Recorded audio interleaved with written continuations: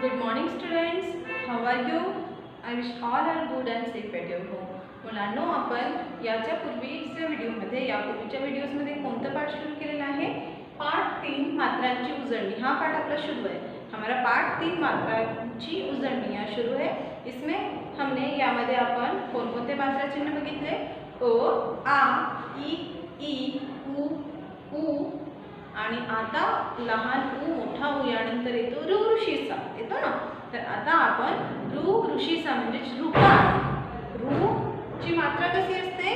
ऋच्या मात्रा चिन्ह असतो अशा प्रकारे, जसं आपण इंग्रजीमध्ये सी लिहितो तसं अशा प्रकारे उल्टा ऋकार असतो है ना. ऋ की मात्रा कैसी होती है?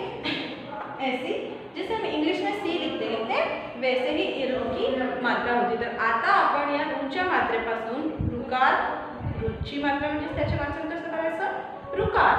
ऋकार पासून तैयार होणारे शब्द बघूया. मतलब जिसमें ऋषि की मात्रा लगी हुई है ऐसे कुछ शब्द पढ़ेंगे. ठीक है.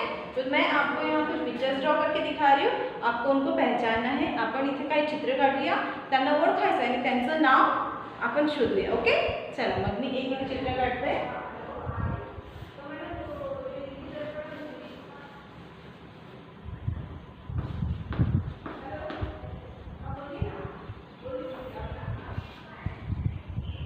दिसलं है? काय आहे हे सांगा बरं. यस ऑब्वियसली आप सभी पहचानते हैं इसे है ना. ये क्या है? ये ट्री है. इसको हिंदी में हम पेड़ करते हैं. ट्री है, पेड़ है. आता याला आपण मराठीमध्ये काय म्हणतो? झाड म्हणतो. बरोबर आहे. झाड भी हम इसको कहते हैं, लेकिन अब हम पढ़ रहे हैं ऋकार. आपण ऋकार शिकत आहोत. मग ऋकार लागून तयार होणार असा कोणता शब्द असेल जो या चित्रावर आधारित असेल, या चित्राला सुटेबल असेल? आपने हिंदी में भी पढ़ा होगा इसको. पेड़ को और कौन सा शब्द है इसका समान अर्थ वाला शब्द आपने पढ़ा है? मराठी में भी आपने पढ़ा है. कोणता आहे? नाही माहिती. चला मी इथे लिखते.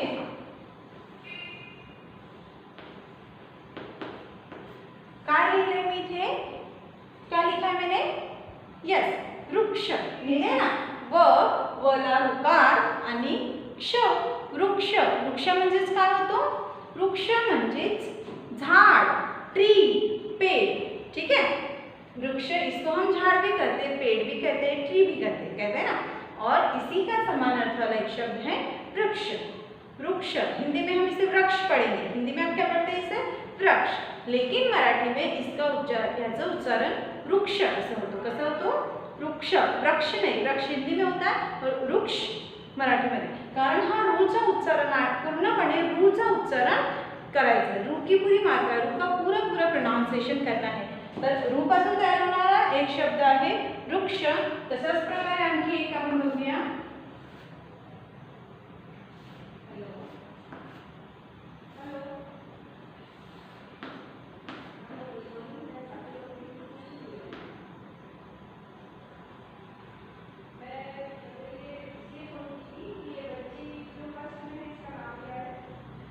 ओके. काय आहे हे? मग काय असेल? क्या है? हाउस है ना. हाउस आहे. हा हाउस म्हणजेच काय? हाउस यानी क्या होता है? घर होता है. हाउस यानी होता है घर. होता है ना घर. अब घर तो हम हिंदी में कहते हैं, मराठी में भी उसे घर कहा जाता है. परंतु घर ह्या शब्दाचा आणखी तरी एक कोणता पर्यायवाची शब्द आहे. मतलब एक उसका और कोई ऐसा सिमिलर वर्ड समान अर्थ वाला शब्द है जिसमें ऋ की मात्रा, ज्यामध्ये ऋकार लागून तयार झालेला तो शब्द आहे. मग काय असणार? जसं आपण वृक्ष, झाड़, पेड़ ये तो शब्द है इसी के लिए, लेकिन वृक्ष भी यह उसके लिए शब्द बोला गया है ना. वैसे ही इस घर तशाच प्रकारे घर, सदन, हाऊस हे त्याचीच नाव आहेत. तशाच प्रकारे आणखी एक कोणतं नाव असेल ज्यामध्ये ऋकार लागलेला आहे? ते आहे बघा गला ऋकार, गृ आणि ह. काय झालं मग? गृह झालं ना. वृक्ष, गृह हे शब्द जे आपण लिहिले त्यामध्ये कोणती मात्रा लागलेली आहे? त्यामध्ये ऋची म्हणजे ऋषीची मात्रा, ऋकार लागलेला आहे. तर अशाच प्रकारे ऋकार लागून तयार होणारे काही शब्द आपण आजच्या व्हिडिओमध्ये बघूया. रुकार म्हणजे ऋषीची मात्रा। रुकार म्हणजेच काय, ऋषीचा जो असतो त्याची मात्रा, ऋषी होता है उसकी जो मात्रा चिन्ह होता है उसको हम रुकार कहते हैं। और रुकार या रुकारच्या मात्रा चिन्ह लागून तयार होणारे नवीन नवीन शब्द बघायचे। पहिला एक शब्द तयार केला आपण वृक्ष, याला झाड़ आणि पेड़, इसको हिंदी में पेड़ कहते हैं, मराठी में इसे झाड़ भी कहा जाता है, लेकिन झाड़ या शब्दाचा समानार्थी शब्द है वृक्ष। हिंदी में आप कैसे पढ़ते हैं वृक्ष, लेकिन मराठी में उसी शब्द को हम वृक्ष ऐसा पढ़ते हैं, क्योंकि हमें पूरा रू का जो उच्चारण है वो करना होता है। दूसरा चित्र अपन बघितलं होतं, सेकंड पिक्चर हमने बनाया है, एक छोटा सा हाउस बनाया है ना, उसको हम कहते हैं घर। हाउस यानी घर। अब घर को ही हमने इसका और एक समानार्थी वाला शब्द लिखा, जिसको ज्याला काय म्हणतो आपण गृह। तो कोणता शब्द आहे गृह, ग मध्ये रुकार लागलेला आहे, इथे व मध्ये रुकार लागेल।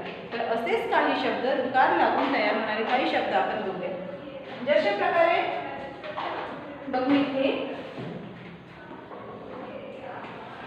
म, मला रुकार नू आणि ग, म मला रुकार आणि ग, मृग। मृग म्हणजे काय, मृग म्हणजेच काय, हरिण माहिती आहे तुम्हाला, हिरण पता है ना आपको, हिरण त्यालाच मराठीमध्ये आपण हरिण म्हणतो, इंग्लिश में उसे डियर कहते हैं। तो हरिणलाच दुसरा पर्यायवाची शब्द आहे मृग।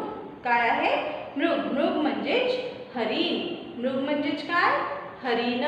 मृग हा शब्द यामध्ये सुद्धा रुकार लागलेला आहे। तशाच प्रकारे क ला रुकार कृ श क, काय शब्द झाला हे कृषक। आपल्याला लक्षात ठेवायचे इथं जे आपण रुकारची मात्रा, रुकार लावून तयार होणारे जे शब्द बघत आहोत, हम जो रुकार की मात्रा चिन्ह लगाकर शब्द पढ़ते हैं, इसमें आप हिंदी और मराठी में देखेंगे ना तो दोनों के प्रोनाउंसिएशन में डिफरेंस आपको नजर समझ में आएगा।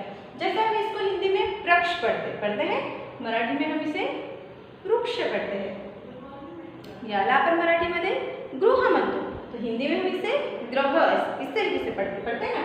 जैसे मृग, मृग को हम मृग पढ़ेंगे हिंदी में और मराठी में उसे मृग ऐसे पढ़ते हैं। तसंच प्रकारे कृषक, हिंदी मध्ये याला हिंदी में हम इसे कृषक पढ़ते हैं ना, और उसी को मराठी में क्या पढ़ा जाता है कृषक। कृषक आणि कृषक दोन्ही मध्ये फरक आहे की नाही, पण अर्थ एकच आहे। कृषक यानी भी किसान, कृषक यानी किसान, और कृषक म्हणजेच मराठीमध्ये किसानलाच म्हणतो आपण शेतकरी। तशाच प्रकारे कृषी, कृषी, कृषक, मृग, वृक्ष, गृह, अशाच प्रकारे आणखी पितृ, पितृ, पृथ्वी, पला रुकार पृ और आणि वी, पृथ्वी। पृथ्वी को भी हम पृथ्वी ऐसा पढ़ते हैं ना, और इसको हम यहाँ मराठी में पृथ्वी अशा प्रकारे।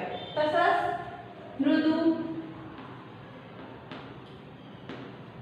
मृदु, इसको मृदु पढ़ेंगे और मराठी में इसको मृदु। मृदु यानी कोमल, एकदम सॉफ्ट। मृदु म्हणजेच काय कोमल किंवा सॉफ्ट। तर या सगळ्या शब्दामध्ये आपण जे काही शब्द शिकत आहोत यांच्यामध्ये आपण रुकारचे मात्रा चिन्ह लावले ना। हमने कोणती मात्रा चिन्ह लगाई इसमें रुकार, रुकार लावले। त्यामध्ये आता आपण काही शब्द बघितले, आणखी काही शब्द शिकूया और भी कुछ शब्द देखेंगे हम। जैसे पृष्ठ, पला रुकार पृ आधा श आणि ठ, पृष्ठ। आता पृष्ठ म्हणजेच काय, पृष्ठ यानी जैसे आपकी बुक है, ठीक है, जैसे ही तुमची बुक आहे दिलेली। आता या बुक मध्ये, इस बुक का ये जो कवर वाला होता है ना, ये खड्डा, ये जो दोनों साइड के जो होते हैं इसी को कहा जाता है पृष्ठ। यालाच काय म्हणतात पृष्ठ, पेज। अब याला आपण म्हणू मुखपृष्ठ, याला काय म्हणू मुखपृष्ठ, आणि हे जे आतमध्ये दिलेले आहेत हे फक्त पृष्ठ। तो जो फ्रंट में होता है उसको फ्रंट पेज कहते हैं ना। तो पृष्ठ म्हणजेच काय पान, पृष्ठ यानी पेजेस, पृष्ठ यानी क्या होता है पेजेस, और जो फ्रंट में रहता है उसको मुख पृष्ठ ऐसे पढ़ते हैं। समझना। तसंच प्रकारे आणखी काय शब्द होणार, को याद कीजिए, जैसे द दृढ़ होता ना, दृढ़ निश्चय आणि पक्का निश्चय कर लेना. दृढ़ म्हणजे पक्का.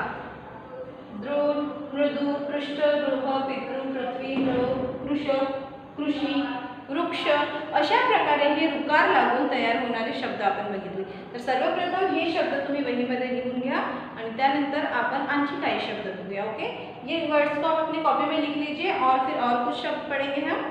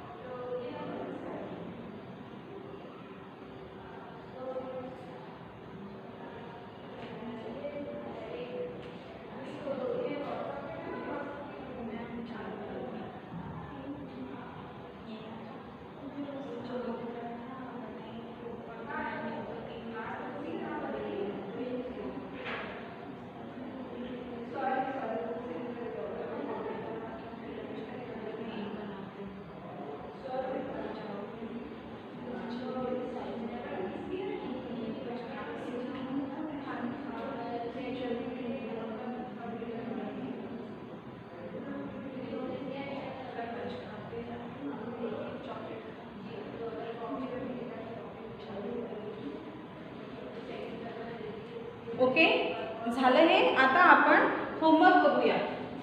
अभी हमने जो शब्द पढ़े इसी पर डिपेंडेंट, मतलब रू की मात्रा चिन्ह लगाकर रुकार लावून तयार होणारे आणखी काही शब्द असतात. जशा प्रकारे पृष्ठ, दृढ आपण बघितले. तसंच ऋण, ऋषी, ऋतू अशा प्रकारे कितीतरी शब्द. जसे बघा र हे आहे ऋषी, तर हे कोणता शब्द झाला हा ऋण. ऋण हे शब्द. तसंच ऋषि. आता इथे मात्रा चिन्ह का नहीं, अब इन दो शब्दों में मात्रा चिन्ह क्यों नहीं लगा है, आपको क्वेश्चन आया. अगर आप खुद से समझ गए तो बहुत अच्छी बात है, फिर भी मैं आपको बताना चाहती हूँ. तरी पण मी तुम्हाला सांगते इथे आणि इथे आपण रुकार असे मात्रा चिन्ह लावले का, ऐसा हमें मात्रा चिन्ह यहाँ लगाया है, नहीं लगाया है. अगर हम इसमें ऐसे मात्रा चिन्ह लगाएंगे तो क्या ये सही होगा, नहीं, क्योंकि हमने पढ़ा है, कारण आपण शिकलो आधीच की स्वरांचे मात्रा चिन्ह असतात, पण स्वरांचे मात्रा चिन्ह कोणाला लावले जातात, व्यंजनांना. अभी जितने भी शब्द हमने पढ़े उसमें जिसमें भी रुकार की चिन्ह मात्रा लगी है वो सारे शब्द, पहले सारे वर्ण क्या थे, व्यंजन थे, व्यंजने होती. त्या व्यंजनांना आपण रुकार लावला. पण रू हे सुद्धा एक स्वरच आहे ना, मुख्य स्वर नहीं है पण स्वर है. मुख्य स्वर 12 है, हमें पता है, उसमें हमने रू को नहीं लिया था, लेकिन मुख्य स्वर नहीं है, लेकिन स्वर है. अतिरिक्त स्वर म्हणतो आपण, है ना, एक्स्ट्रा के जो स्वर होते हैं वो है. इसलिए इस स्वर को खुद की मात्रा नहीं लगती. जैसे हमने लिखा अ, अब इसमें कोई मात्रा लगाए है हमने नहीं, हम इसे लिख सकते हैं अमर, लिख सकते हैं ना. जैसे हमने लिखा ई मा र त शब्द लिखा, याच्यामध्ये मोठी ई लिहिली नाही. अब ये भी स्वर है, ये भी स्वर है, लेकिन हम यहाँ पर लिख सकते हैं जी. आता अपन ज काय है, हाँ व्यंजन, ज यह व्यंजन है, इसलिए हम ज में क्या बड़ी ई की मात्रा लगाएंगे, तो हो गया जी व न.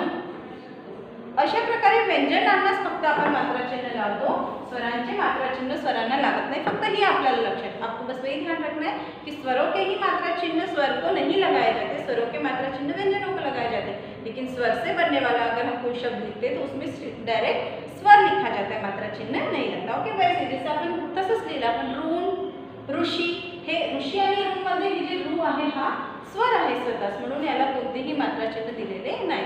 तर अशा प्रकारे आपण रुकारपासून जे शब्द बघितले ते लिहायचे. आणि आता तुमच्यासाठी होमवर्क आहे. अब आप होमवर्क नोट डाउन कर लीजिए. होमवर्क आहे रू म्हणजे रुकार, रू म्हणजे रुकार लागून तयार होणारे शब्द लिहायचे. 10 वर्ड लिखना है आपको रुकार से बनने वाले, रुकार लागून तैयार होणारे